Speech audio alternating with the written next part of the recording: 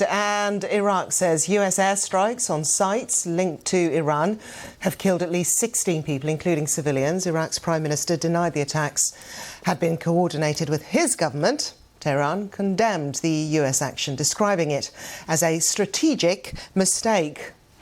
Well, let's cross live now to Sina Azodi, who is Professor in Iranian Foreign Affairs at the George Washington University.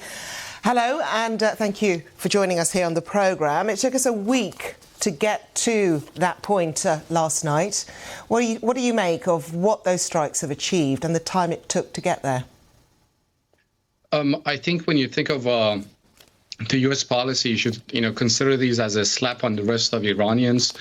I don't think the United States is interested in a direct confrontation with Iranians. Iranians are also not interested in having a direct confrontation with the Americans. So, as I said, I think it's really a message to Iranians that don't do this again. We are willing to escalate. But again, the Biden administration, I think, has picked the least escalatory measure that he could have taken. What else could he have done? Well, attacking targets inside Iran, as some politicians have already argued for. That could have been one option. Targeting IRGC commanders, that would have been another option for the United States. But again, the targets that the Biden administration chose signaled the message that he's not interested in a direct confrontation with Iranians. Well, John Kirby didn't he, in the build-up to Friday, say that this would most likely be a tiered approach. So it'll be interesting to see what does happen next. I wonder if we could just turn to Iran. And they have, throughout this, said that the groups, their proxies that they support within this axis of resistance, act independently. To what extent is that true? It is true, and it is also untrue. When General Soleimani, the former commander of IRGC's Quds Force, was in charge, he was directing these militia groups more thanks to his charisma and personal leadership. But his successor, Rouhani, has delegated more authority to these groups, which has its own benefits, and it has its own drawbacks. The drawback being that they can act more independently and without Iran's approval. The positive side is in the absence, or in the case that the commander is removed, they can act more independently. But my belief is that Iran was not interested in killing Americans in the region, and it did not provide them with the license to kill American soldiers, because Iranians are very well aware that this could potentially lead to a direct war with the United States, something that they've always tried to avoid. I don't know if you can just furnish us with more details. There have been reports that since these strikes started last year, Iranian attacks within Gaza, that Israeli attacks in Gaza, that Iranian enrichment of uranium had increased. Are these reports that you too have come across?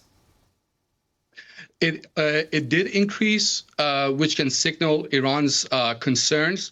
But just yesterday, the director of IAEA announced that Iran has slowed down the production of its 60% enrichment. My understanding is that Iran is not interested in, or have not made the political decision to actually weaponize its nuclear program because of the downsides that it comes with having a nuclear arsenal. But Iran already enjoys a degree of security benefits from having mastered the enrichment program. And at any time, if the situation in the Middle East changes, an acute security threat could emerge, Iran can at any time. It has a technology. It has mastered the enrichment program. It can't weaponize its program in the future. But again, it has not made the political decision yet. Professor Azodi, obviously, Secretary of State Blinken is heading for his fifth visit to the region. He is going to be in Israel, the occupied West Bank, Saudi Arabia, Egypt and Qatar. And we're also getting reports now that there are talks being held with Ismail Haniyeh of Hamas and Turkey's National Intelligence Agency in Qatar. How important are these talks in the background before Secretary Blinken arrives? Just how much diplomatic manoeuvring is going to be taking place? I think Qataris have a degree of influence over Hamas. At the end of the day, the Hamas leadership live in Qatar. Qatar has provided them with support. So they do have a degree of influence over them. And I believe that both the United States and especially the Israelis' priority is to secure the release of Israeli hostages. Once that it's resolved, there could be more opportunity for a permanent ceasefire. And a permanent ceasefire is key to reducing tensions in the region. You have a bunch of hotspots in the region. They're not directly linked, but they all go back to the war in Gaza. As long as that continues, Houthis will continue attacking Israeli ships in the Red Sea. Iran's proxy forces could continue attacking American forces in the region. So I think the key is to make sure that there's a permanent ceasefire in the region. And Qatar has that influence over the Hamas to get the release of Israeli hostages. But don't these US strikes just complicate things if there are negotiations? There's just one more factor for some of the regional leaders to use against the US and also Israel. Yes, but again, if you're the Biden administration, you have to do something. The Biden administration is entering an election year. Already his opponents have been attacking him for not attacking Iran directly.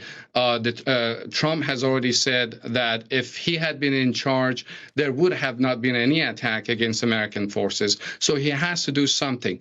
But I believe that his response has so far been quite measured and to a certain extent the minimum that he could have done to respond.